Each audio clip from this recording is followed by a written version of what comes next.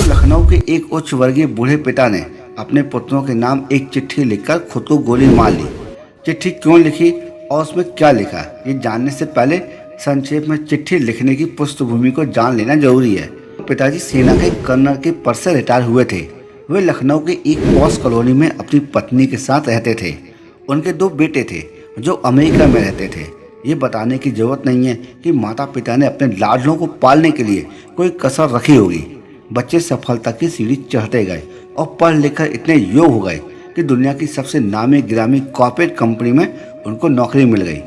संयोग से दोनों भाई एक ही देश में रहते थे, लेकिन अलग अलग अपने परिवार के साथ।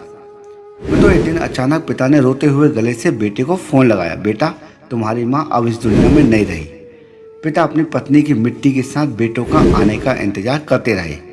एक दिन छोटा बेटा आया जिसके घर का नाम चिंटू था। पिता ने पूछा, चिंटू बेटा, मुन्ना क्यों नहीं आया? मुन्ना यानी बड़ा बेटा। पिता ने कहा, उसे फ़ोन लगाओ, पहली उड़ान से आए। धर्म अनुसार बड़े बेटे का आना बहुत ज़रूरी है। अब फौजी ने जिस्सी पकड़ ली। अब छोटे बेटे के मुंह से एकदम से सच निकल पड़ा।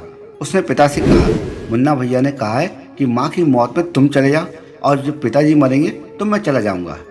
करना साफ मतलब पिताजी कमरे के अंदर गए और खुद को कई बार संभाला।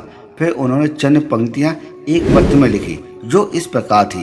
प्रिय बेटों, मैंने और तुम्हारी माँ ने बहुत सारे अरमानों के साथ तुम लोगों को पाला पोसा, दुनिया के सारे सुख दिए, देश दुनिया की बेहतरीन जगहों पर शिक्षा भी दी। जब तुम्हारी माँ अंतिम सांस ले रही थी तो मैं उसके पास था। वह मरते समय तुम लोगों का चेहरा एक बार देखना चाहती थी और तुम दोनों को बाहों में भरकर चूमना चाहती थी। तुम दोनों उसके लिए वही मुन्ना और चिंटू थे। उसकी मौत के बाद उसकी लाश के पास तुम लोगों का इंतजार करने के लिए मैं था। मेरा मन कर रहा था कि काश तुम लोग होते तो हम सब मिलके अपना दुख बांटते। मेरी मौत के बाद मेरी लाश के पास तुम लोगों का इंतजार करने के लिए कोई नहीं होगा। सबसे बड़ी बात यह है कि मैं नहीं चाहता कि मेरी लाश निपटाने के लिए तुम्हारे बड़े भाई को आना पड़े। इसलिए सबसे अच्छा यह है कि अपनी माँ के साथ मुझे भी निपटाते हुए जाओ। मुझे जीने का कोई हक नहीं है, क्योंकि जिस समाज ने मुझे जीवन भर धन के साथ सम्मान दिया है, मैंने समाज को असभ्य नागरिक दिए हैं। हाँ, अच्छा रहा कि हम अमेरिका जाकर नहीं बसे, सच्चाई दब जाती। मेरी अंतिम इच्छा ये है कि मेरे मेडल्स और फोटो बटालियंस को लौटा दिए जाएं और घर का पैसा नौकरों में बांट दिया जाए।